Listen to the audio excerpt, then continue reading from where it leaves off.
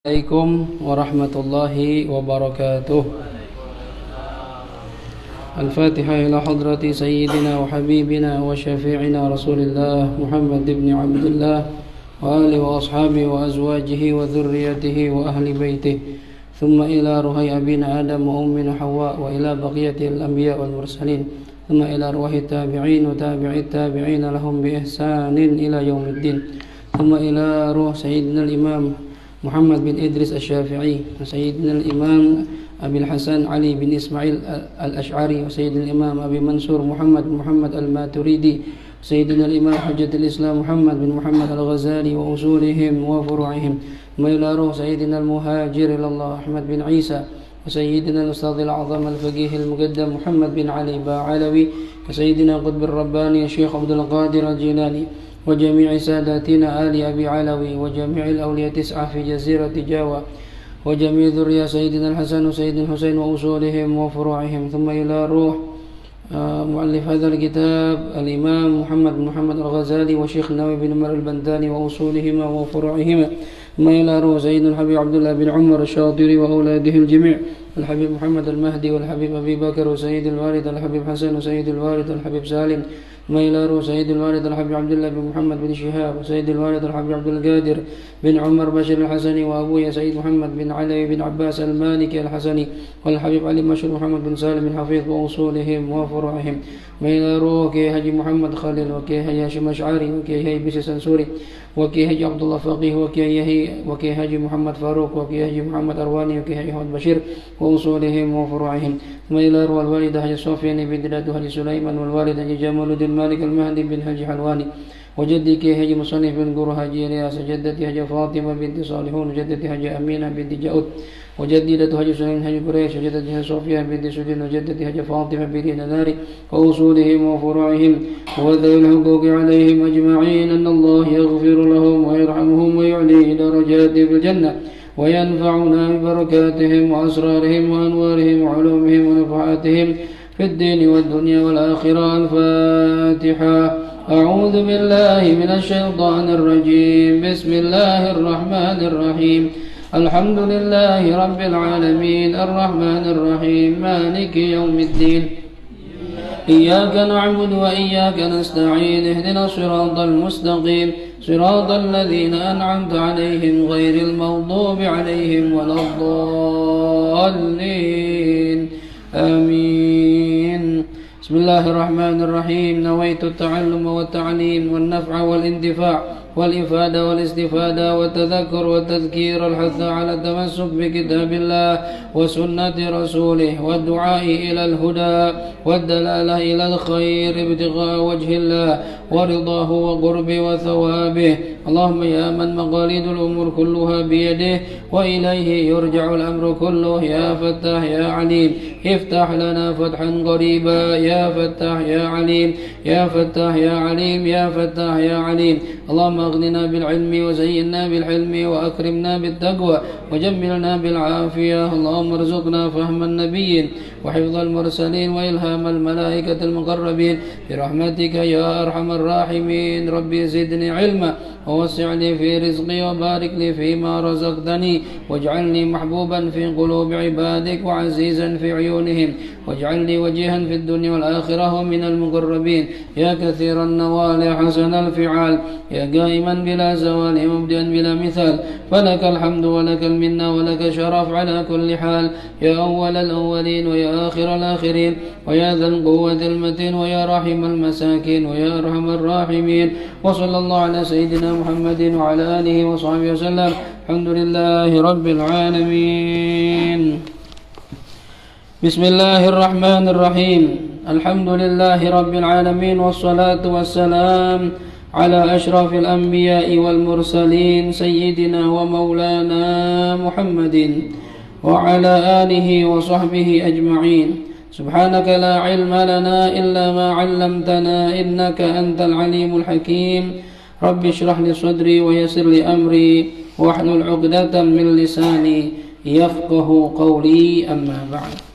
Hadirin ayyuhal ahbab, segenap jamaah majlis ahbabus salihin yang dirahmati Allah Subhanahu wa taala.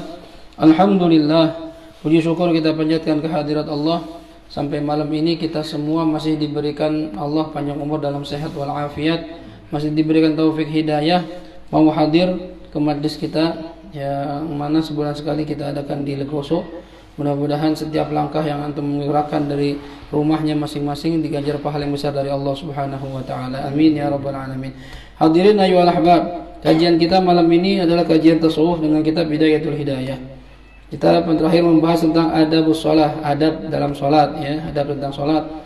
Kemarin diterangkan sampai Ghazali bagaimana kita mengerjakan satu rakaat pertama sampai terakhir itu tentang duduk istirahat. Jadi sekarang pembahasannya adalah di rakaat kedua seperti apa.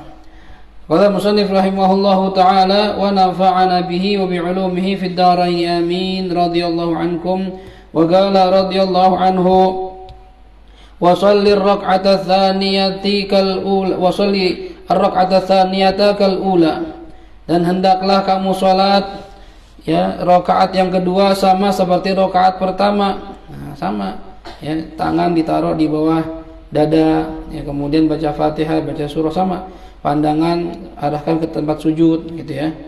Wa a'idit ta'awudz fil ibtida, dan ulangilah at-ta'awudz, membaca ta'awudz a'udzubillahi minasyaitonir rajim fil ibtida, di permulaan diri yang kedua. Jadi setiap baca Fatihah di setiap rakaat disunahkan baca ta'awudz terlebih dahulu. Cuma bacanya sirran, pelan-pelan gitu ya. Jadi kalau sebagian ulama mengatakan baca ta'awudz itu hanya di rakaat pertama saja, tapi mu'tamad madzhab kita enggak ya. Yang sunnah itu, yang afdal, setiap rakaat begitu berdiri bangun dari sujud ya, mau baca Fatihah baca ta'awudz lagi, a'udzubillahi minasyaitonirrajim, baru bismillahirrahmanirrahim gitu ya. Itu tiap rakaat begitu, walaupun ada pendapat yang mengatakan hanya di rakaat pertama saja. Aman, kendala? Oh, ajib. Soal gini memori kepenuhan ini. Baik, jadi dibaca ta'awudz itu di permulaan berdiri ketika mau baca Fatihah ya. Kemudian tapi di rakaat kedua tidak sunnah mengulangi bacaan doa iftitah, ingat ya. Yang sunnahnya ta'awudz saja, doa iftitah enggak sunnah, hanya di rakaat pertama saja. Kemudian summa ba'da tamami sajdati tsaniyah ijlis fi rakaati tsaniyah li tasyahhudil awal. Nah, ini kan gambarannya kita rakaat kedua sama seperti rakaat pertama. Ya, berdiri, harus berdiri, baca ta'awudz, terus baca Fatihah, kemudian baca surah, kemudian ruku, i'tidal, sujud. Nah, setelah sujud yang kedua, setelah selesai sujud yang kedua di rakaat kedua, tsumma majlis, kemudian duduklah kamu. Fi rakaati tsaniyah, pada rakaat yang kedua, maksudnya ini kapan? Setelah sujud yang kedua, ya. Lit tasyahhudil awal, untuk mengerjakan tasyahud awal. Ya, wada', dan letakkanlah al-yadal yumna, tangan yang kanan, fi julusit tasyahud, di duduk tasyahud. Nah, tangan kanan letakkan di mana? Alal fakhidil yumna, di atas paha kiri. Tangan kanan letakkan di atas paha kiri.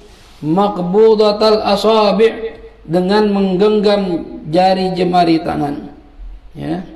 Ba'da wad'iha inda rukbah, setelah diletakkan di atas dengkul awalan pertama kalinya, mansyuratan, dengan cara di buka. Jadi gini, kalau kita duduk nih, duduk antara dua sujud ya, kan gini. Nah, kaki kita, tangan kita letakkan di paha. Pertama ngetakin gini, kemudian udah taruh begini, genggam. Ya, taruh, genggam. Nah, yang digenggam yang mana nih? Ya, illal musabbihah wal ibham, kecuali musabbihah, jari telunjuk, wal ibham, dan ibu jari. Jadi selain ini menggenggam. Ya. Nah, ini tangan ini gimana ntar? Nah, ini ulama membahas nih. Ya, karena riwayatnya ada beberapa riwayat.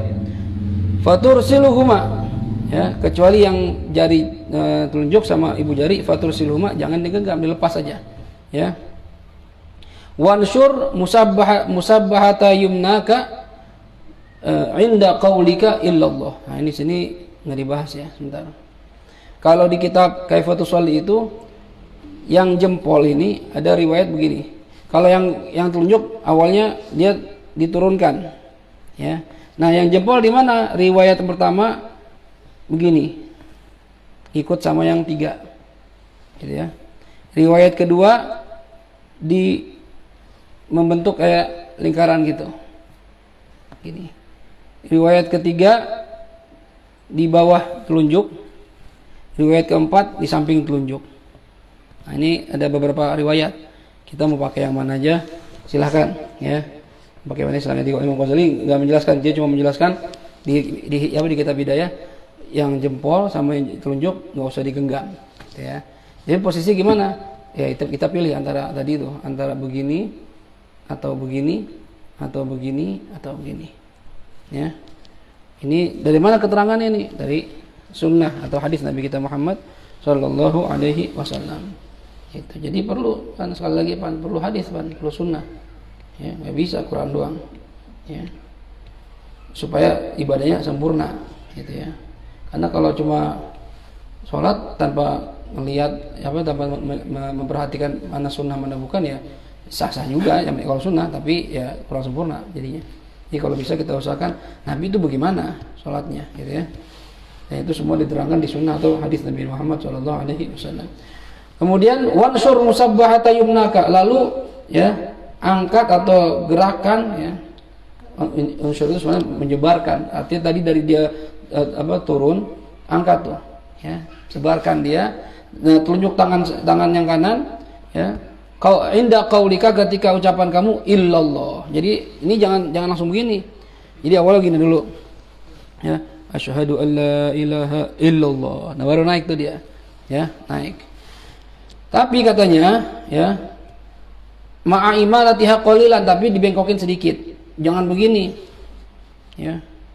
Tapi dibengkokin sedikit. Supaya apa? Li alla takhruj an simatil qiblah, supaya tidak keluar dari arah kiblat. Karena kalau begini kan berarti ke atas. Ya, kalau begini kiblat gitu, ya. Sampai segitunya tuh, sampai jari telunjuk aja diperhatiin posisinya gimana, ya. Kemudian la inda qaulika la ilaha. Nah, jadi ada orang yang mengangkatnya itu asyhadu an la ilaha illallah, salah tuh, ya. Walaupun tidak membatalkan, ya. Kan ada orang afdhalu dzikri fa alamanahu la gitu ya. Nah, dalam sholat itu apakah dimulai ketika angkatnya ketika kalimat la ilaha illallah atau kapan?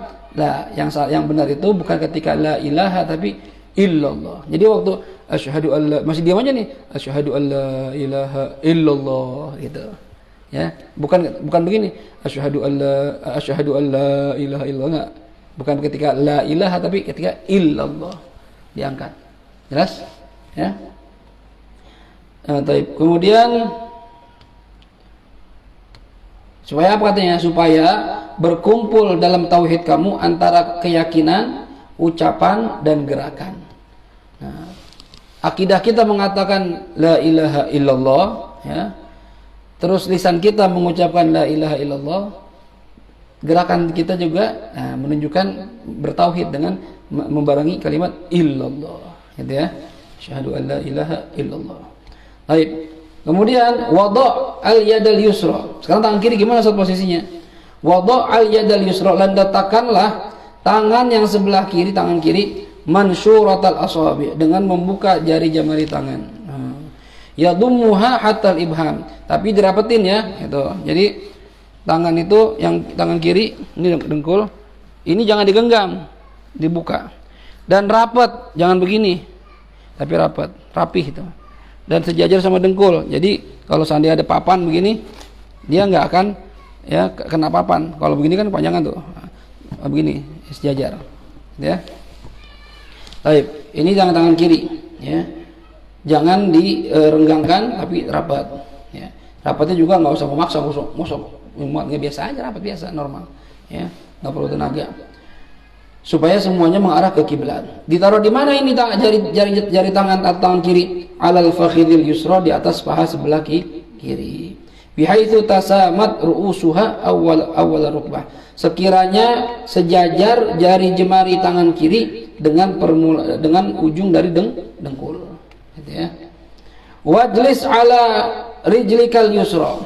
Wajlis, dan hendaklah kamu duduk ala ka'bi rijlikal yusra, di atas telapak kaki kiri.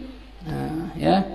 Jadi Kita kalau tasyahud awal, kaki kiri, ini kan kaki nih, telapaknya diginiin, terus kita dudukin. Ini pantat nih, duduk sini, ya. Pantatnya duduk di atas telapak kaki kiri, ya. Kemudian ba'da an tadu'aha bihaitsu yali dhahruha al-ard, bagian luar telapak kaki nempel sama tanah, ya bagian dalamnya nempel sama pantat. Wansib qadamakal yumna, nah kaki kanan tegakin. Nah, ini kan kakinya begini, yang kanan begini nih. Jari jemarinya tekuk semuanya, ya. Kalau nggak bisa tegak gimana Ustaz? Nggak apa-apa. Cuma kalau tanya sikap sempurna tegak. Biasanya kalau belum biasa emang rada susah. Cuma kalau kita latih pelan-pelan, insya Allah bisa. Ada yang cuma ujung jarinya doang, ya. Coba posisi miring gitu ya, begini modelnya. Yang afdal itu tegak dia tuh, ya. Jarinya ketekuk, telapaknya tegak, gitu ya. Itu yang afdal, yang sempurna, sikap sempurna seperti itu, ya. Tegakkan kaki kamu yang kanan. Wada' butuna atrafi asabi'iha 'alal ardi mutawajjiha lil qiblah walau kunta fil Ka'bah, dan letakkan ya bagian dalam jari jemari kaki kanan di atas tanah menghadap kiblat. Ma'ruf ya contohnya ya. Jadi yang kaki kiri begini, ke kanan begini, ya. Semua jari jemari nempel gitu ya. Kakinya tegak lurus. Ini sikap sempurna. Ya, kalau seandainya ada orang tasyahud awal kakinya begini terus begini, gimana ya, nggak apa-apa. Atau misalnya ya didudukin dua-duanya gini, gitu ya. Nah, ini nggak apa-apa juga. Cuma yang afdol tasyahud awal iftirash tadi itu, telapak kaki kiri begini, kaki kanan begini, ya. Kalau emang ente nggak mau dengan cara iftirash, daripada duduknya nggak sunnah, pakai cara ik'a. Ik'a itu ini telapak kaki kanan, telapak kaki kiri ditegakin dua-duanya. Lalu pantatnya di atasnya. Ya, jadi kedua kaki ini menopang pantat. Jadi posisinya agak tinggi gitu posisinya. Agak tinggi. Nah, itu termasuk sunnah juga. Ya, satu ik'a namanya. Itu sunnah. Ya, jadi kalau ente nggak mau pilih iftirash ya ik'a, gitu ya. Boleh yang mana aja. Cuma yang utama iftirash. Baik. Kemudian fi hadza tasyahud kama baina sajdatain. Ya, lalu letakkanlah tangan kiri kamu dengan jari jemari yang dibuka di atas paha kiri, dan duduklah di atas telapak kaki kiri kamu, dan kaki kanan ditegakkan. Fi hadza tasyahud, di tasyahud ini, kama baina sajdatain, sebagaimana duduk di antara dua sujud. Jadi duduk di antara dua sujud itu sunnahnya juga duduknya iftirash, ya, karena dalam sholat itu ada iftirash, ada tawarruk dalam tasyahud. Kalau tasyahud akhir baru tawarruk, ya. Tapi kalau tasyahud awal iftirash, dan ini juga disunahkan ketika duduk antara dua sujud. Begitu juga ketika duduk istirahat, itu juga sunnahnya iftirash, ya. Kaidahnya kata para ulama, kapan kita iftirash, kapan kita tawarruk? Disunahkan duduk iftirash apabila setelah duduk masih ada gerakan lagi. Kalau setelah duduk masih ada gerakan, maka sunnahnya iftirash. Tapi kalau setelah duduk tidak ada gerakan, langsung salam kan bukan gerakan, ucapan, ya, maka sunnahnya tawarruk. Makanya kalau tasyahud akhir itu sunnahnya tawarruk. Kenapa? Karena setelah duduk tidak ada gerakan lagi, ya, langsung selesai sholat. Nah, sunnahnya tawarruk. Tapi kalau misalnya duduk istirahat, iftirash. Kenapa? Karena masih mau diri. Duduk antara dua sujud, iftirash. Kenapa? Karena mau sujud lagi. Tasyahud awal, iftirash. Kenapa? Karena bisa tasyahud mau diri lagi. Nah, itu hal-hal yang seperti ini yang masih ada gerakan setelah duduk, maka sunnahnya iftirash. Baik, kaidahnya jelas ya, paham ya? Kemudian wa fit tasyahudul akhir mutawarrikan. Nah, dalam tasyahud akhir itu duduknya mutawarrik, atau nama gerakannya tawarruk, orangnya mutawarrik. Mutawarrikan. Gimana mutawarrikan itu? Mutawarrikan itu duduk tawarruk, nanti di bawah juga ada keterangan. Jadi kita duduk, pantat kita langsung nempel dengan tempat sholat atau tanah, kaki kiri kita itu masuk di bawah kaki kanan. Kaki kanan telapaknya ditegakkan. Itu namanya tawarruk, ya. Nah, ini kalau tasyahud akhir itu sunnahnya begitu, ya. Kalau mazhab Imam Malik sepanjang duduk dalam sholat tawarruk terus. Tapi kita enggak, kita beda kaidahnya, ya. Kalau tasyahud akhir ya tawarruk. Wastakmilid du'a, dan sempurnakanlah ad-du'a, membaca doa al-ma'ruf yang sudah diketahui, yang sudah terkenal, ya, al-ma'thur yang datang dari Rasulullah sallallahu alaihi wasallam ba'da shalah 'ala nabi sallallahu alaihi wasallam. Jadi setelah kita asyhadu an la ilaha illallah wa asyhadu anna muhammadar rasulullah Allahumma shalli ala sayyidina Muhammad sampai selesai itu fil alamin innaka hamidum majid, ya, salat ibrahimiyah yang afdal. Lalu setelah itu sempurnakan dengan doa. Doa yang mana Ustaz? Doa yang diajarkan baginda Rasul sallallahu alaihi wasallam. Apa doanya? Ya kita selalu hafal dah. Allahumma inni a'udzubika min adzabi jahannam wa min adzabil qabr wa min fitnatil mahya wal mamat wa min syarri fitnatil masiihid dajjal. Ya muqallibal qulub tsabbit qalbi ala dinik. Allahumma inni zalamtu nafsi zulman katsiran kabira wa la yaghfiru dzunub illa anta faghfir li maghfiratan min 'indik warhamni innaka antal ghafurur rahim. Itu ya, kalau bisa dibaca tuh setiap habis selawat atas Muhammad di tasyahud akhir. Insyaallah dari hafal ya. Dari kecil kita diajarin. Allahumma inni a'udzubika min adzabil qabri wa min adzabin nar wa min fitnatil mahya wal mamat wa min fitnatil masiihid dajjal.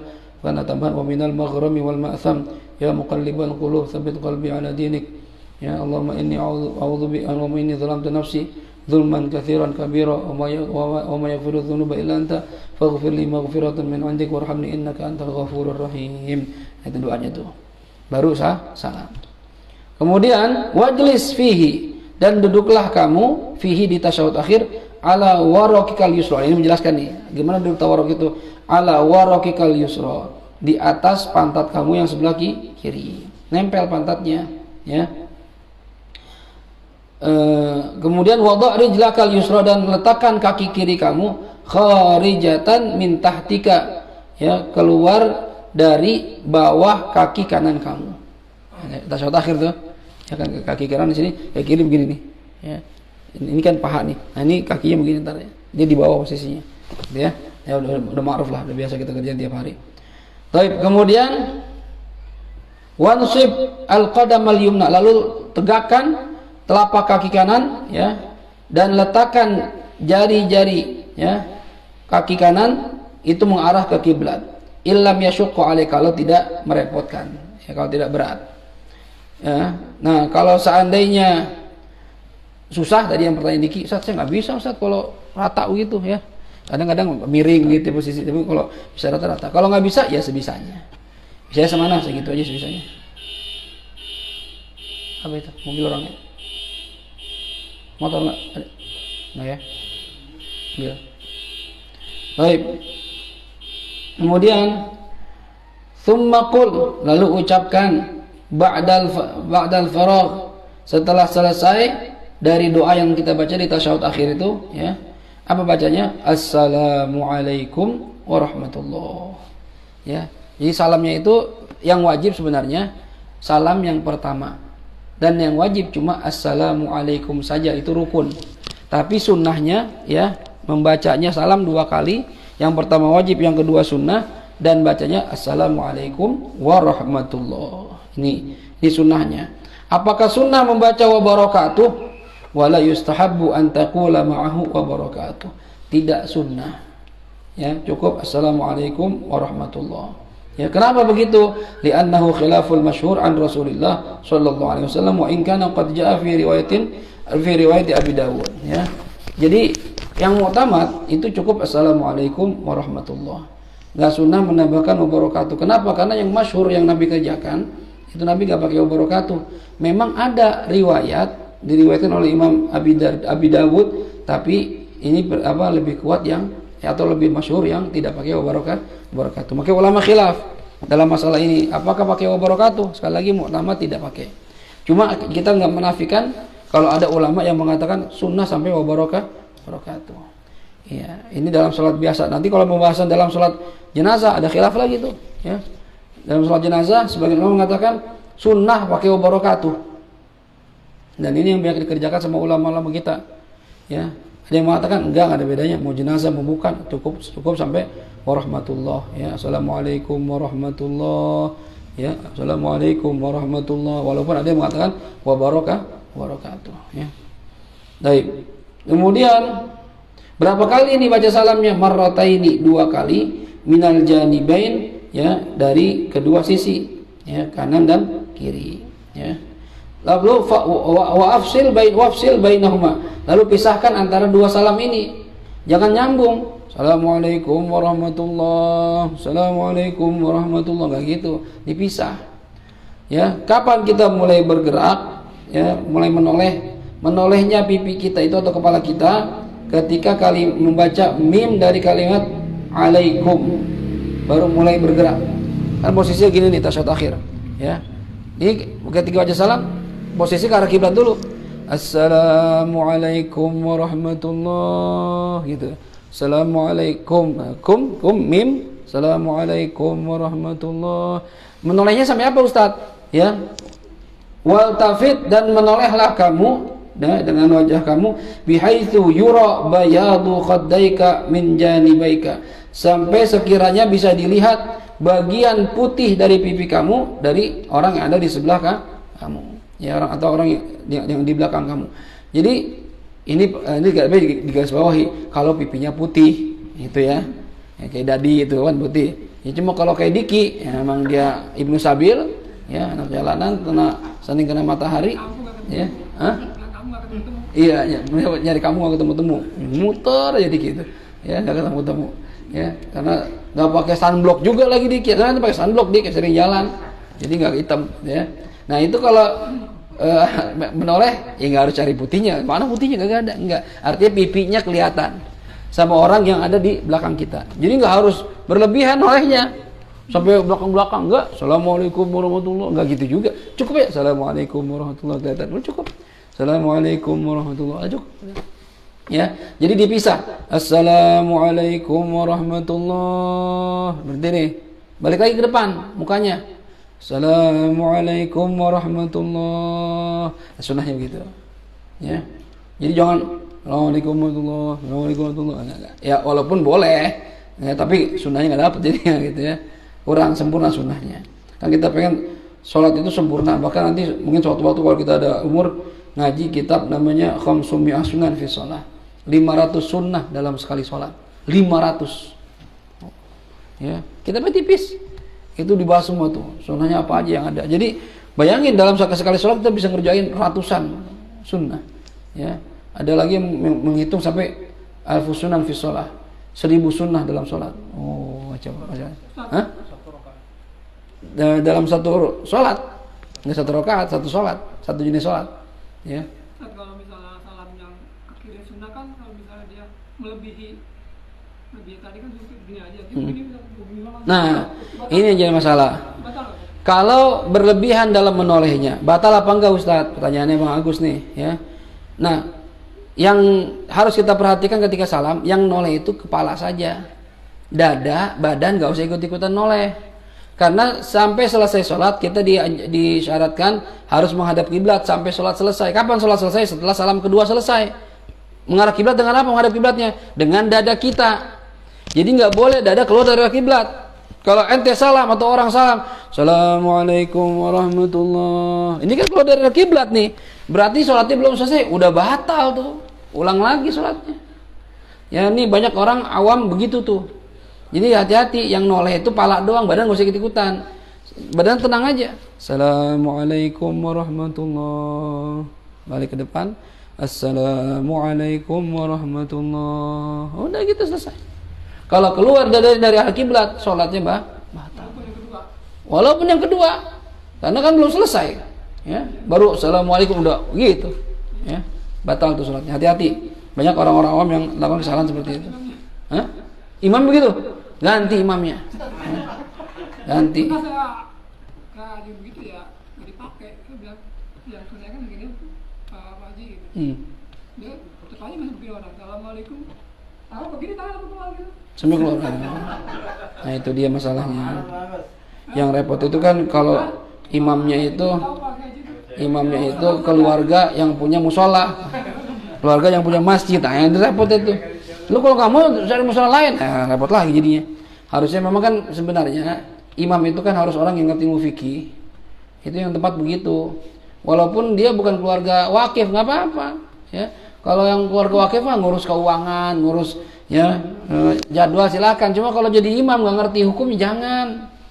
Karena imam ini tanggung jawab sama sah dan tidaknya sholat makmum. Kalau gara-gara ente batal mau semua, ente tanggung dosanya semua tuh. Hati-hati, ya. Tapi kita jangan begini ya, nggak apa-apa dah, saya dosa kan ditanggung imam. Jangan gitu juga, ya. Cari imam yang benar, ya, benar. Ustaz, tapi imam gitu terus nggak mau diganti, ya udah cari musola lain, ya, cari musola lain. Lama-lama kalau sepi juga dia bingung, ngapa sih pada orang keluar apa nggak di sini sholatnya? Ya lu kagak bener sholatnya, balikin gitu, dibilangin nggak mau dengerin. Makanya kalau bisa itu musola, masjid, bikin pengajian fikih juga, ya yang lain pun ngaji fikih itu bahas khususnya masalah sholat. Dan kalau bisa itu yang biasa jadi imam suruh datang situ dengerin. Ini ngaji dia kagak datang, bikin pengajian dia kagak datang. Ada juga yang begitu, ya. Ketua nggak pernah hadir di masjid, susah, ya. Ketua kan harusnya mencontohkan biar supaya jamaah, ya, yang lainnya ngikut. Ini ketuanya nggak datang pengajian, ini susah jadi ngaji, enggak, ketua aja kagak gitu ntar. Jadi ya ketuanya juga salah, jamaah yang lain salah juga. Kenapa? Karena ngaji bukan karena Allah, karena ketua. Gak ada ketua gak seru, ya salah, ya. Jadi harus benar-benar hadir tuh, jadi paham. Apalagi kalau dia nggak pernah pesantren, jangan pesantren. Kalau madrasah nggak cukup dah madrasah, ya, walaupun ada basic dikit-dikit lah, cuma nggak sedetail anak-anak santri gitu, ya. Jadi harus ngaji, ya. Ngaji Van, ya.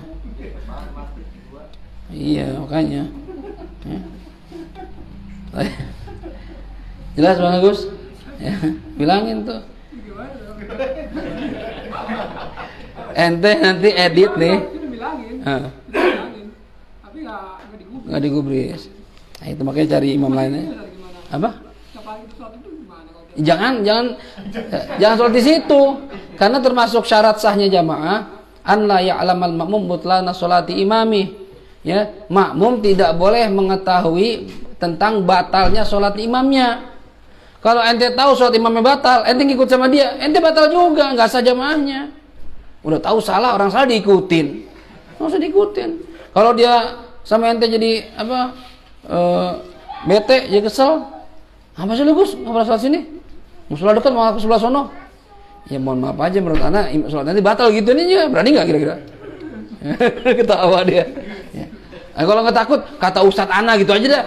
Kata Ustadz Ana, sholat antum haji batal. Kok batal? Ustadz asli apa tuh? Anaknya Ki Ghazali, ya. Sebut bapaknya dulu, jadi takut ya. Anaknya Ki Ghazali gitu. Yang mana tuh? Gitu. Ya. Hah? Di Syafi'i? Enggak. Seingat Ana nggak ada khilaf itu. Karena harus menjaga arah kiblat dengan dada. Wallahu a'lam, kalau ada khilaf ya, wallahu a'lam ya. Mudah-mudahan sih ada khilaf, mudah-mudahan. Ya. Jadi ya makmumnya masih ada yang mengatakan sah lah gitu, ya. Atau sholatnya masih ada yang mengatakan sah. Makanya coba ntar lihat ada nggak khilaf dalam masalah itu, ya. Kan sholat itu kan wajib menghadap kiblat kecuali dalam sholat syaidatul khauf, ya, itu nggak masalah, ya.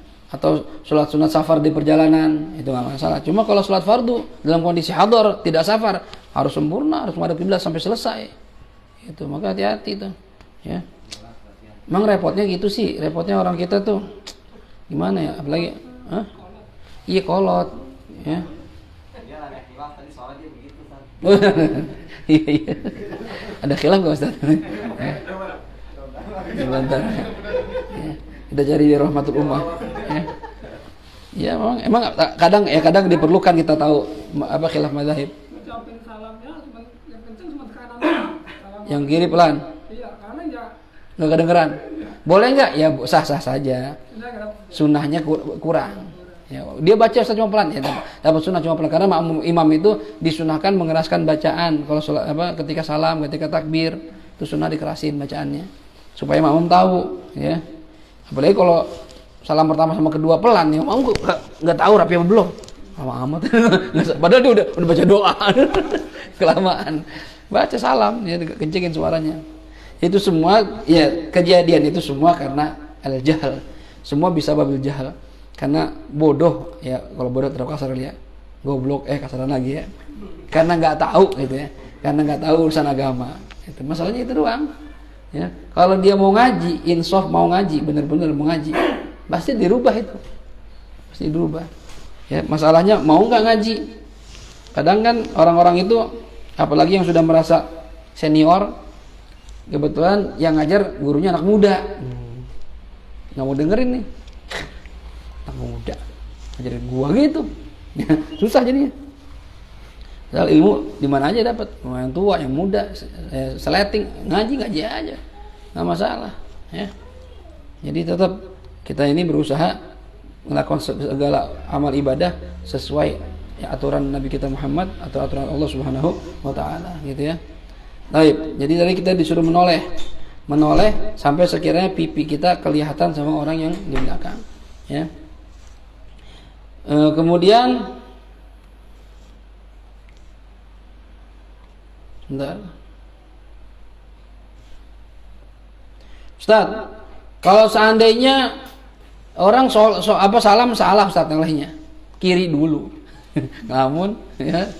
Assalamualaikum warahmatullahi kiri. Gimana Ustaz? Yang kedua kiri apa kanan? Ulama khilaf juga. Ada yang bilang kanan, biar sama. Ada dua-dua kiri kanan. Assalamualaikum warahmatullahi. Kalau lupa ya. Kalau sengaja dapat sunahnya malah. Ini lupa kita namanya orang nggak sadar.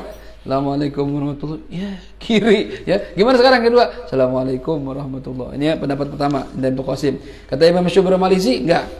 Kalau udah salah ke kiri, Assalamualaikum warahmatullahi. Kedua, yang kedua gimana? Kiri lagi. Assalamualaikum warahmatullahi gitu. Ya, karena tempatnya tempat yang kiri itu. Ya, waktunya kiri, ya jangan rubah-rubah, gitu ya. Nah, ini tata cara salam. Baik. Kemudian jadi disunahkan memulai salam dengan menghadap kiblat dan mengakhiri salam dengan sempurnanya menoleh. Assalamualaikum warahmatullahi. Nah, sini nih. Assalamualaikum warahmatullahi. Gitu. Ya. Ya sunnahnya begitu tuh. Sempurna.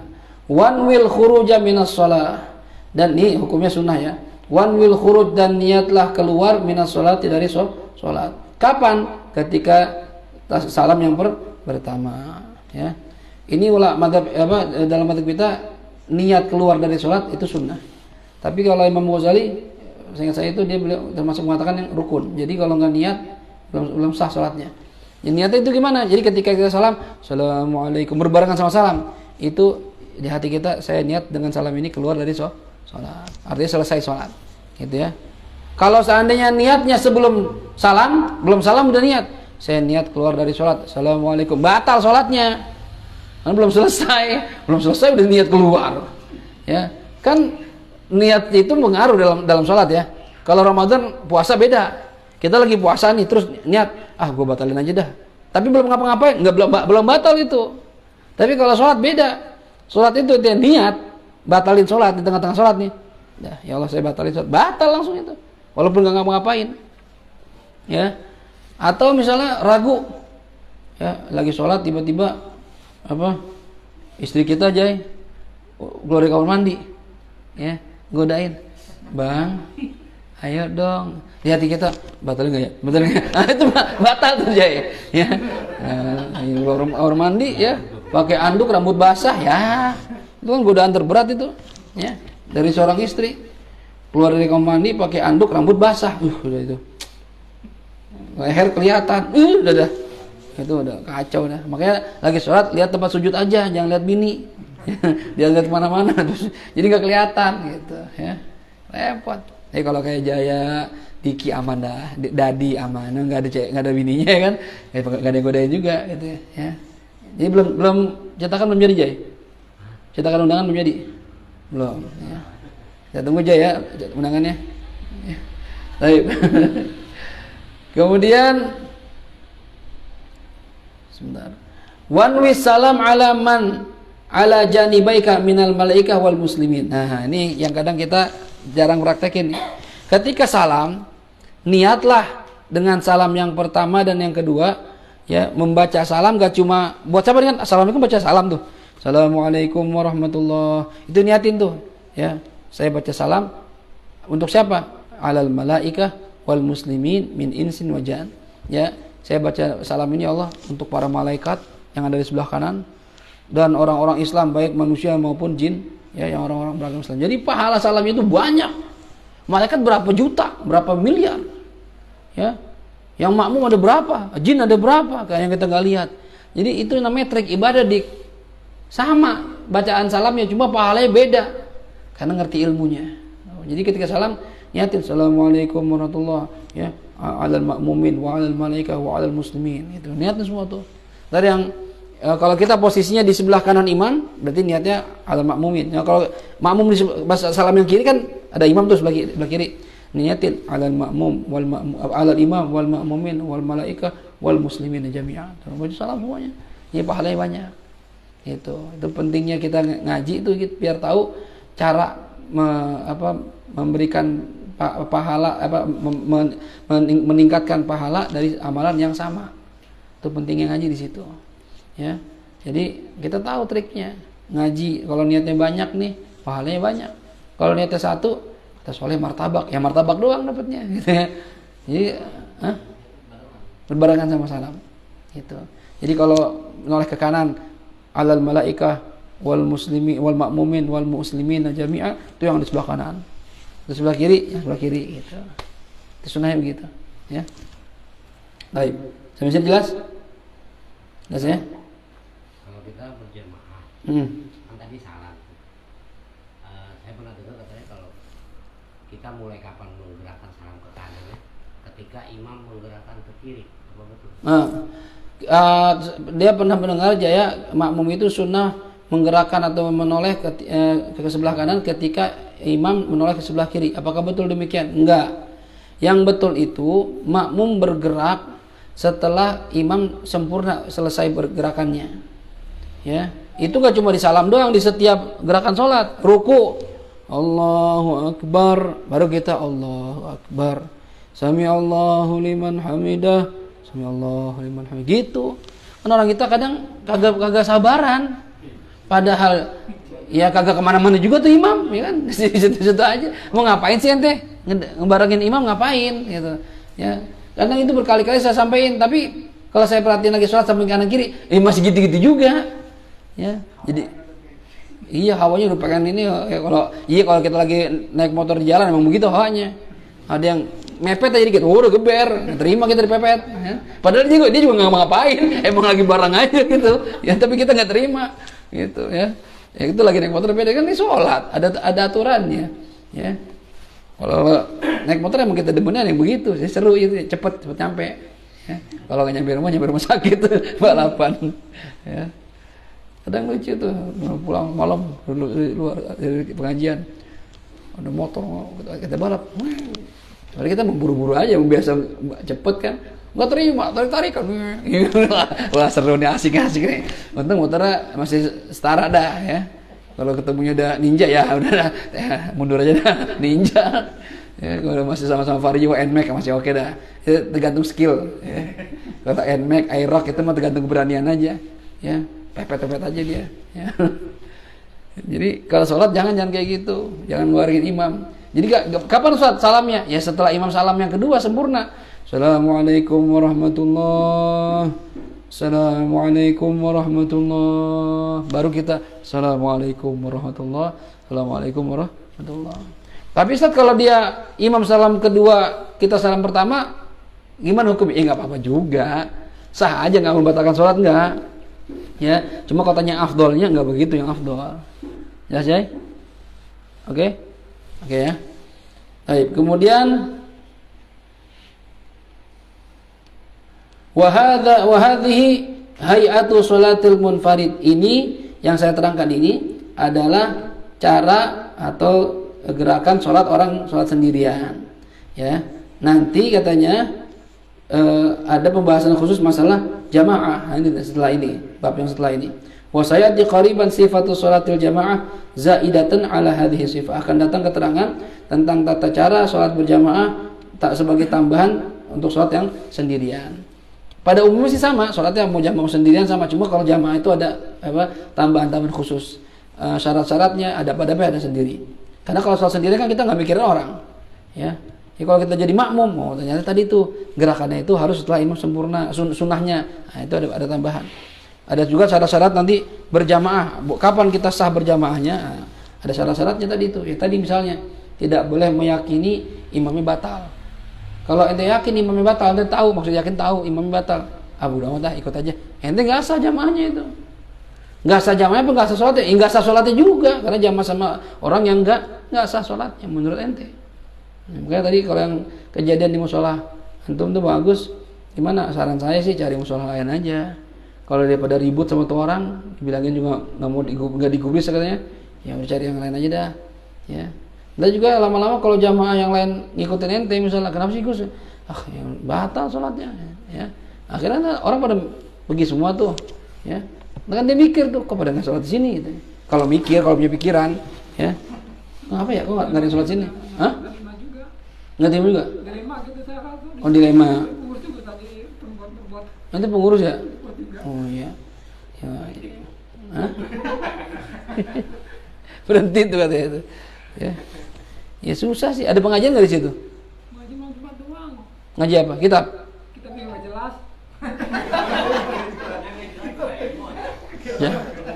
Kitabnya Jakarta Undercover. Kitabnya nggak jelas. Itu ngaji apa dong kalau nggak jelas? Ya tahu kita nggak dibilangin, pokoknya kadang masalah. Maksudnya fikih apa tafsir apa hadis? Campur-campur. Wah, ya. Iya. Ada juga sih Al-Qur'annya. Terus baca biasa aja. Oh gitu. Maksudnya kan kalau misalnya Al-Qur'an nih dibahas Terangkan tafsirnya, ya. Ya kalau ustadznya masih begitu, ganti imam plus ustadznya. Cuma masalahnya posisi ente cuma merbot, itu repotnya. Kalau ente posisinya kuat, donatur, nah bisa tuh ngatur tuh. Bisa nunjuk-nunjuk. Ya, kalau kita jamaah biasa kayak kita nih, jamaah biasa, gimana mengatur? Ya, ya itu repotnya gitulah. Kalau musola-musola atau masjid-masjid keluarga biasanya kendalanya begitu. Ya walaupun nggak semuanya. Ya. Cuma ada aja lah. Kalau bisa kan memang manajemen dirapiin, ya. Ketua siapa, imam siapa, dibikin jadwal tuh, diseleksi sama ustadznya. Udah diajuin, tetap aja nggak digubris. Ya itu dia repot. Ya itu biasa kalau wakaf tuh begitu biasanya, ya. Dan juga ada yang komplain, Ustaz, ada satu masjid itu. Ini Ustaznya jadi ketua, tapi uang yatim, uang masjid, nggak jelas diambil bawa pulang ke rumah, nggak ada laporannya. Gimana tuh Ustaz? Ya nggak boleh loh. Gimana coba? Ya.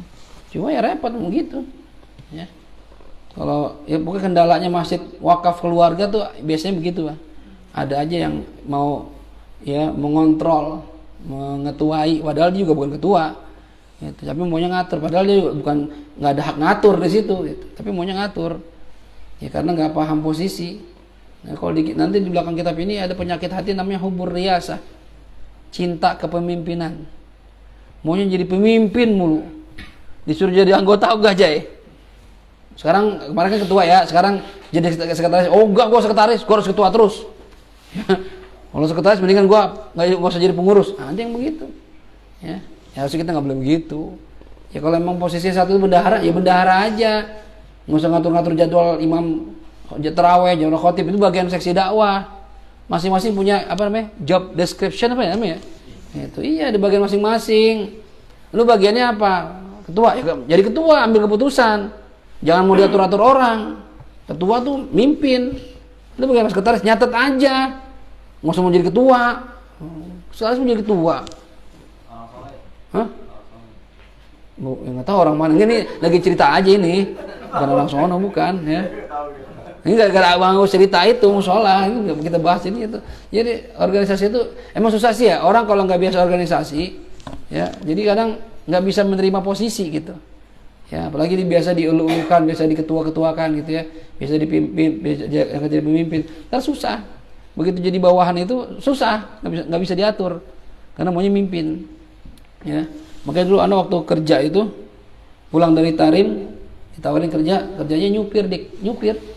Supir kantor, ya. Dulu bang sepupu ana, suami sepupu ana, Bang Faisal, dia udah pensiun, udah tua, mau berhenti, kata bosnya, tolong cariin supir, ya, yang bisa bahasa Arab, bisa bahasa Inggris, bisa ketik komputer. Coba supir apaan gitu, ya.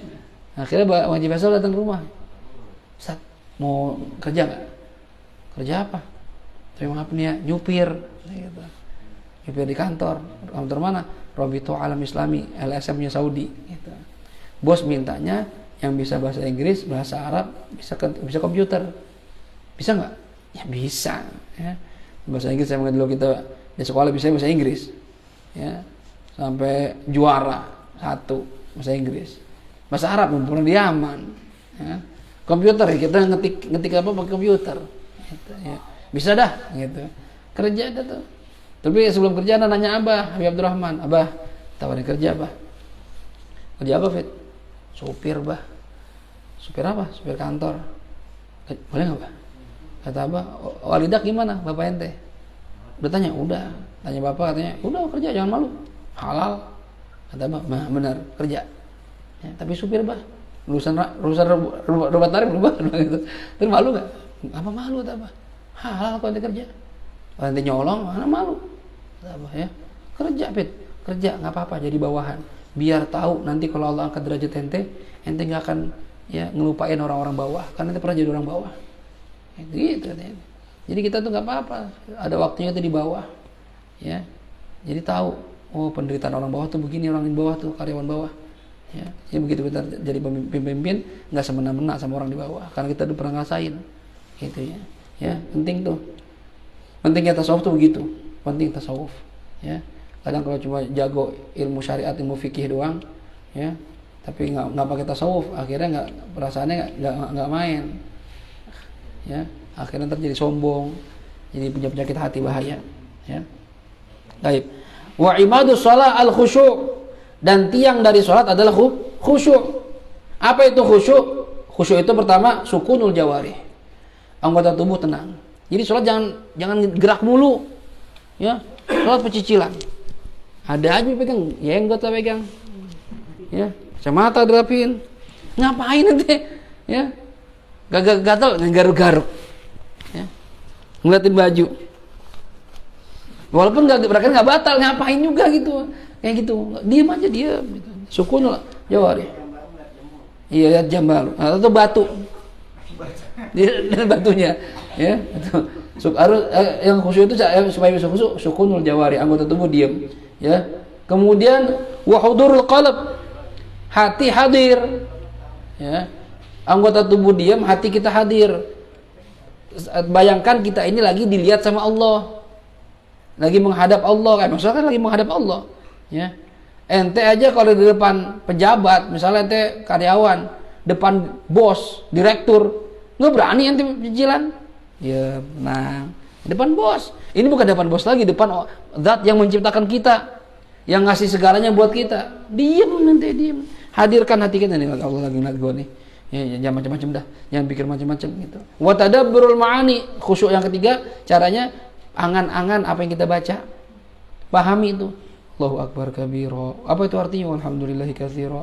Subhanallah bukratan wasila. Inni wajjahtu. Itu pahami supaya kita bisa khusyuk. Ya. Kalau sholat nggak membayang-bayang artinya, kadang bacaan sih karena udah lancar ya udah hafal, dibaca aja tulisan. Cuma kadang kita nggak sadar, tadi udah baca belum ya? Gitu, padahal udah baca tuh. Karena pikiran kemana-mana, ya. Udah baca Fatihah ragu lagi, baca belum ya? Karena pikiran kemana-mana. Gitu. Jadi jangan fokus aja lagi sholat. Ya itu kalau pengen khusyuk gitu, ya dihadirkan tuh 3 tadi tuh, anggota tubuh tenang, ya, hadirkan hati kepada Allah, lalu pahami apa yang dia baca. Kalau bisa juga sebelum sholat baca surah An-Nas, ya, 1 kali baca sebelum sholat. Itu dianjurkan tuh supaya terhindar dari bisikan-bisikan setan. Ya. Wa imadus shalah al khusyuk. Ya, tiangnya sholat itu al khusyuk. Wa hudurul qalbi, dan hadirnya hati, ma'al qiraah, disertai membaca, wa dzikir, dan zikir, bitafahum, dengan cara dipahami apa yang dia baca. Ketika kita baca Alhamdulillahi Rabbil Alamin Ar-Rahmanir Rahim Maliki Yaumiddin, itu artinya apa? Itu pahami itu. Dia benar-benar komunikasi sama Allah, ya. Baik, kan enak kalau kita baca dan kita paham artinya. Cuma kalau mengucapkan sesuatu artinya nggak paham, apa enaknya? Ya. Orang nyanyi lagu bahasa Inggris, cuma artinya nggak paham. Lagunya sedih dia ketawa-tawa. Coba, kenapa bisa ketawa? Nggak paham artinya. You betrayed me, ya. sambil ketawa-tawa. Ini kan lu arti betray itu kan mengkhianati. Lu nghianatin gue, harusnya nangis, dia ketawa. Karena nggak ngerti artinya. Ya. Jadi bahasa Arab juga kadang lagu bahasa Arab, lagu sedih sambil ketawa-tawa. Lagi doa, ketawa-tawa. Nggak ngerti artinya. Gitu ya. Jadi pahamin lu artinya. Jadi kita enak juga sholat enak. Wa qala Hasan al-Basri, Hasan al-Basri mengatakan rahimahullahu taala, semoga Allah menyayangi beliau, kullu sholatin, setiap salat, la yahduru fiha al-qalbu, yang di mana dalam salat tersebut hati tidak hadir, fahiya, maka salat tersebut ilal uqubati asra, lebih cepat mendapat siksaan. Tuh, serem banget ini. Setiap salat yang kita kerjakan, hati enggak hadir, salat model begitu lebih cepat dapat siksaan dibanding dapat pahala. Karena kita seakan-akan menyepelekan Allah, lu lagi depan Allah mikirin kemana-mana, ya nggak sopan, ya. Baik, kemudian kata Allah gini, dalam satu riwayat dikatakan Allah pernah mewahyukan kepada sebagian para nabi, Allah bilang begini, kalau kamu masuk sholat, fahabli min qalbikal khusyuk, maka berikan dari hati kamu untuk saya khusyuk, bikin hati kamu khusyuk. Wa min badanika al khudu, dan badan kamu khudu, tenang, diam, kata Allah itu. Wa min ainika ad-dumu, ya, berikan pada saya dari mata kamu air mata. Fa inni qarib, sesungguhnya saya dekat. Oleh itu ya, firman Allah taala untuk para nabinya, ini buat kita juga. Idza dakhalta sholata fahabli min qalbikal khusyu' wa min badanikal khudu' wa min ainikal dumu' fa inni qarib, kata Allah tuh, ya. Hatinya hadirkan, tenangin badan kamu, keluarkan air mata, saya dekat sama kamu. Oh, kalau pengen dekat sama Allah begitu caranya tuh. Makanya orang-orang sholat tuh kalau lagi sholat kayak apa gitu, kayak mau ada event apa gitu, heboh gitu, ya. Makanya begitu sholat kayak enak banget gitu. Kayak kita mau ketemu ya cewek kita yang kita demen, ya. Wah, harus siap-siap nih. Apa yang kurang, baju cakep belum? Gitu. Orang-orang sholat gitu, kita nyantai aja, ya. Baju bau kita pakai aja, bodo amat. Kita nggak ada Allah ini, ya. Terakhir, waqala Rasulullah sallallahu alaihi wasallam, innal abda, sesungguhnya Rasulullah SAW pernah bersabda, innal abda, sesungguhnya seorang hamba, la yusalli as-shalah, dia akan mengerjakan salat, fala yuktabu lahu minha, maka tidak ditulis bagi dia dari salat tersebut sudusuha, 1/6-nya aja enggak, wala usyuruha, 1/10 juga enggak. Ada orang salat kata Rasulullah, pahalanya ditulis 1/6 aja enggak, 1/10 juga enggak. Ya, wa inna ma yuktabu, dan pastinya akan ditulis lil abdi, bagi seorang hamba, min salatihi, dari salatnya, biqadri ma aqal minha, seukuran apa yang dia sadar, apa yang dia pahami dari salatnya. Jadi kita salat di 2 rakaat, yang khusyuk, yang benar-benar ingat sama Allah itu cuma 1 rakaat, maka yang mendapat pahala 1 rakaat doang. Yang 1 rakaat dari segi fikih sah, dari kalau syarat rukun terpenuhi, cuma pahala nggak ada. Gitu. Rukun ihsan itu apa? Rukun ihsan, ya, anta'budallaha ka'annaka tarah, fa in lam takun tarah fa innahu yarak. Ya, kamu ibadah kepada Allah seakan-akan kamu ngelihat Allah. Orang kalau misalnya seakan-akan bisa ngelihat Allah, itu kan nggak berani macam-macam. Ya, di depan, ya, jangan Allah dah. Presiden ngeliatin kita gitu, raja ngeliatin kita, maksudnya kita nunduk, nggak berani. Ya, ada nyamuk juga kita tahan-tahan, ibaratnya gitu. Ini depan Allah ini. Ya.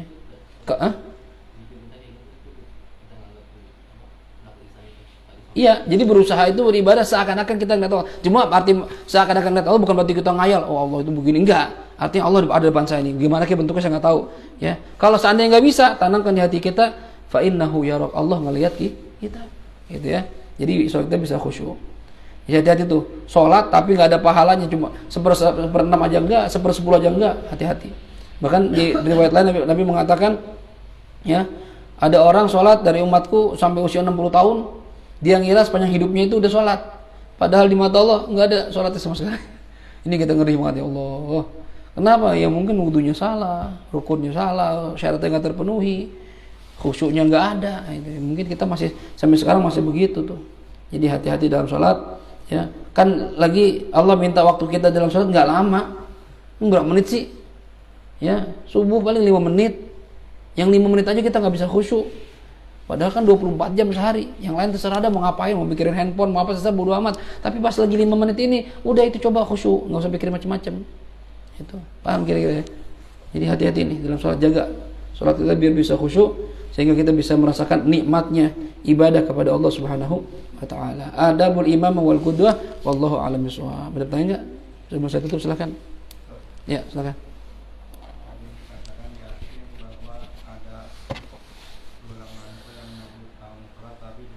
Nah, apabila kita setelah sholat fardu langsung kita menyiapin kodok. Baik. Itu hukumnya. Kalau kita setelah sholat fardu lalu kita niatin kodok, ini kodok itu harus ada alasan, nggak salah-salan. Kenapa itu kodok? Ya, kalau sholat kita dari awal balik benar memenuhi syarat dan rukun dan kita nggak yakin nggak pernah ninggal sholat, ya nggak usah kodok. Ya, cuma kalau misalnya kenapa ente kodok? Saya baru tahu Ustaz, ternyata selama ini wudhu saya salah misalnya. Ya, atau misalnya sholat saya ada yang nggak benar ternyata, saya baru sadar nih. Berapa lama? Setahun kali Ustaz saya misalnya. Saya baru pas ngaji maksud saya baru tahu nih gimana. Saya mau kodok, itu ada alasan namanya.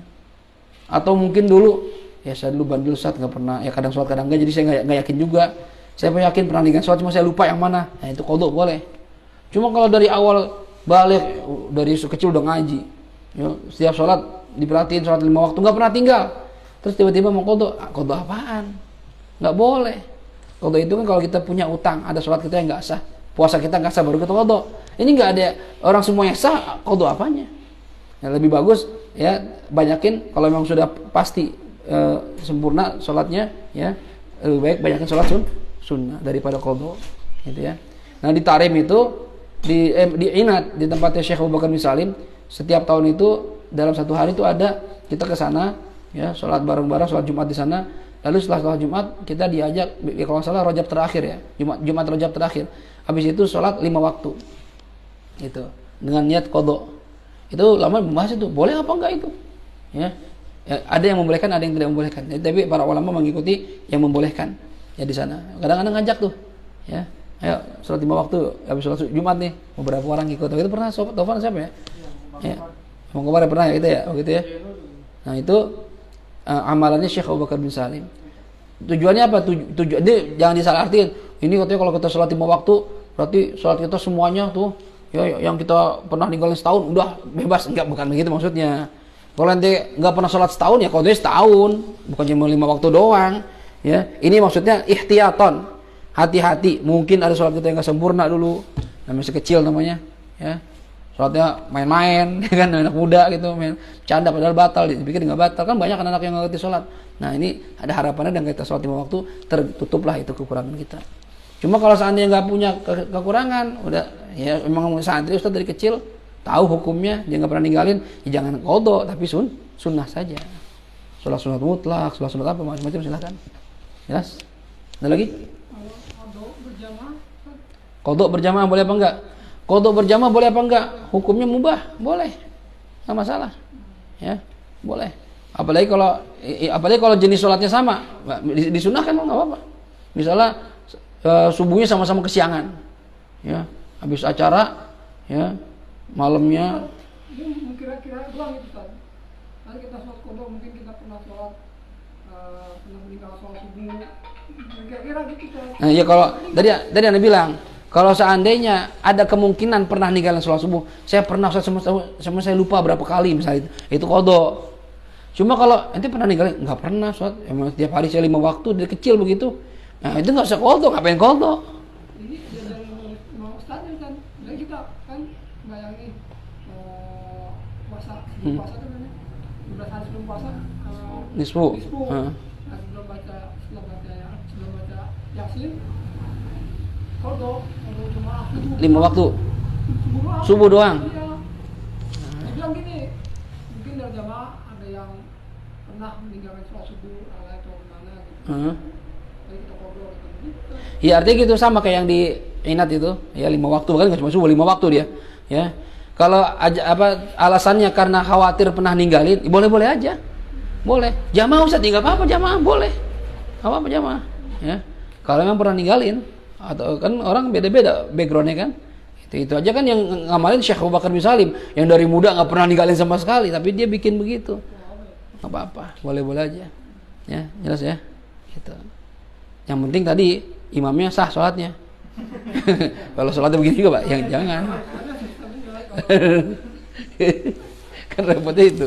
Ajar lagi. Hah?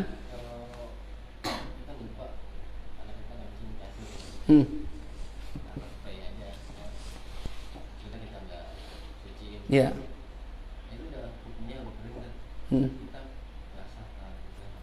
Ya. Kalau spray ya, kan sering biasa kasur anak kecil ya, ngompol gitu dia, kita angkat spraynya ya. Paling kita lap-lap lah tuh ya. Atau kita biarin sampai dia kering. Apakah suci? Belum. Ya. Kalau bau, warna, rasa atau salah satunya masih ada, berarti dia masih dihukumi najis ainiyah. Ya, masih ada najis. Kalau ainiyah itu harus dihilangkan bau, warna, rasa. Kecuali kencingnya putih, Ustaz, kayak air putih, nggak ada warnanya misalnya, nggak ada nyeplak-nyeplak, nggak ada. Najis. Tapi saya biarin, Ustaz, sampai kering kena angin, kena matahari misalnya, atau ya kita biarin tuh, ya jendela kita buka. Pas sore-sore saya cium, baunya nggak ada, warnanya nggak ada, ya rasanya juga apalagi nggak ada. Apakah suci? Enggak, itu namanya najis hukmiyah. Kalau hukmiyah gimana cara mensucikannya? Cara mensucikannya cipratin air aja biar rata. Nggak usah diguyur, cipratin. Udah rata, udah suci deh. Kalau ente gak cipratin, ya tangan ente basah, kena itu, najis lagi tangan ente. Gitu. Jadi caranya gitu, ya. Sama seperti kita mau bersihin teras, ada tai kotok, ya. Jangan ente langsung pel aja, kemana-mana najisnya. Ya, angkat dulu tai, pakai tisu, pakai apa, gosok-gosok, ya sampai kering, biar aja dulu udah. Ya, kayak gitu ntar nggak ada bau, nggak ada rasa, siram, guyur dikit, udah selesai. Ya, ini kadang-kadang nggak mau siram aja, jur, aku tainya nyebar, ya najis semua. Ya, itu, hati-hati itu.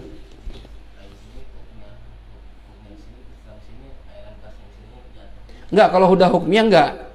Kalau sudah hukumnya disiram, suci udah. Nah, cuma kalau masih ainiyah, kemana-mana entar jadi itu. Makanya rubah dulu jadi hukumnya, baru ntar tinggal cipratin atau siram. Jelas? Ada lagi?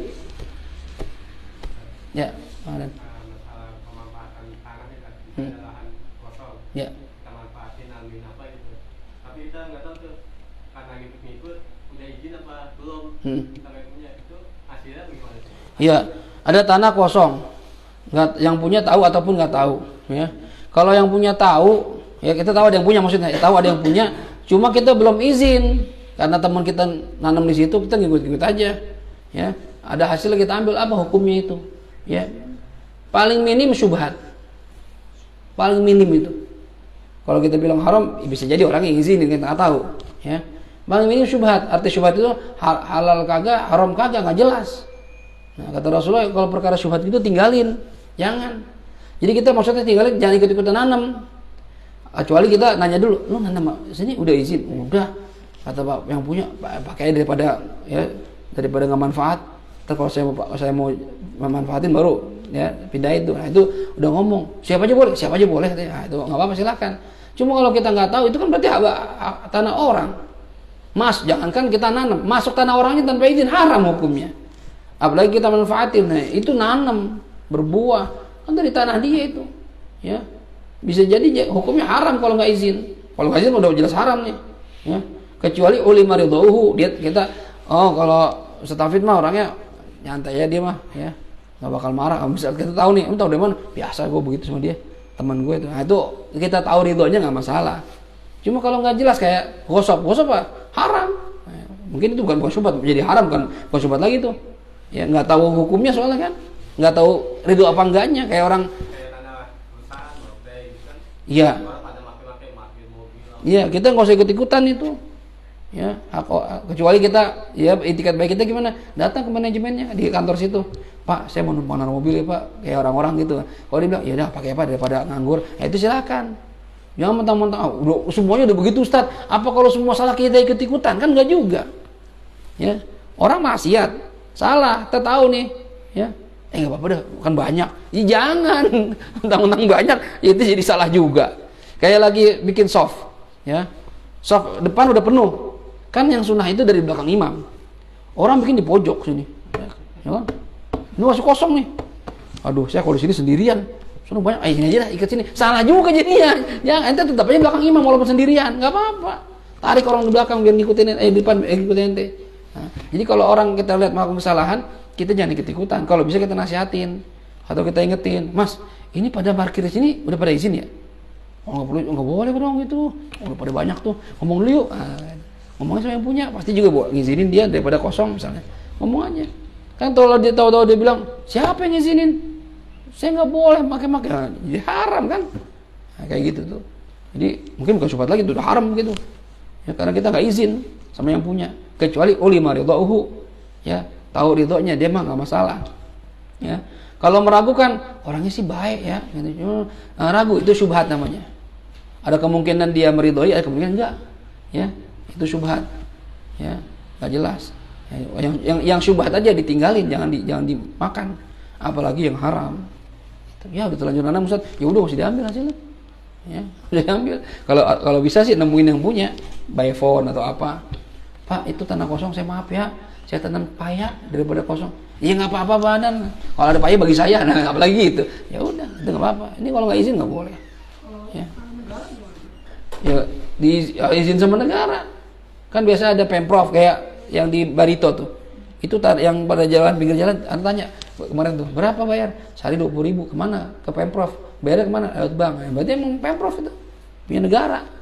Bayar. Iya. Lahan segitu aja bayar, apalagi tanah luas. Ya, punya orang. Kan punya orang. Jangan nanam. Masuk aja kalau dia nggak izinin, haram itu. Masuk, nggak ngapa-ngapain, nggak izinin, haram. Privasi orang.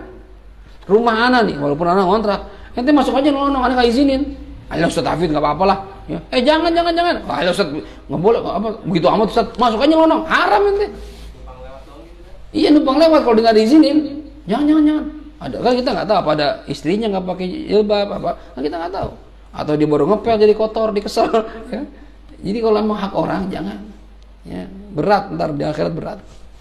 Dengan udahlah nggak usah ikut-ikutan. Ya. Yang walaupun kita tahu tuh semua begitu Ustaz di sini, ya kita jangan. Selama nggak jelas jangan. Ya paling faedahnya apa sih, cuma buah-buahan doang nanam, mending beli aja yang jelas-jelas kita beli, gitu aja. Cabut pohonnya. Ya, dia tahu soalnya nanam pohon mangga dia. Sama-sama nanam. Dapat lagi? Cukup ya? 10 ya. Kita tutup dengan Fatihah. Mohon kepada Allah Subhanahu wa taala mudah-mudahan yang kita pelajari jadikan sebagai ilmu manfaat dan mudah-mudahan kita senantiasa istiqomah ya dalam menghadiri majelis ilmu dan berharap ya Allah matikan kita sebagai para pencari ilmu yang matinya mati syahid di alam akhirat. Ala hadhihi niyyah wa likulli niyatin salihah wa ila hadratil habibil mustafa Muhammadin sallallahu alaihi wa alihi wasallam al-Fatihah. أعوذ بالله من الشيطان الرجيم بسم الله الرحمن الرحيم الحمد لله رب العالمين الرحمن الرحيم مالك يوم الدين إياك نعبد وإياك نستعين اهدنا الصراط المستقيم صراط الذين أنعمت عليهم غير المغضوب عليهم ولا الضالين آمين يا ربنا اعترفنا بأننا قد عرفنا وأننا أسرفنا على لظى أشرفنا فتوب علينا توبة تغسل كل حوبة واستر لنا العورات وآمن الروعات واغفر لوالدينا ربي ومولودنا والأهل والإخوان وسائر الخلان وكل لذي محبة أو جيرة أو صحبة والمسلمين أجمع آمين ربي أسمع فضلا وجودا من نال باكتساب منا بالمصطفى الرسول نحظى بكل سؤل صلى وسلم ربي عليه عد الحب وآله وصحبه عداد طش السحب والحمد لله في البدء والتناهي والحمد لله في البدء والتناهي. سبحانك اللهم وبحمدك أشهد أن لا إله إلا أنت أستغفرك وأتوب إليك والعفو منكم. السلام عليكم ورحمة الله وبركاته.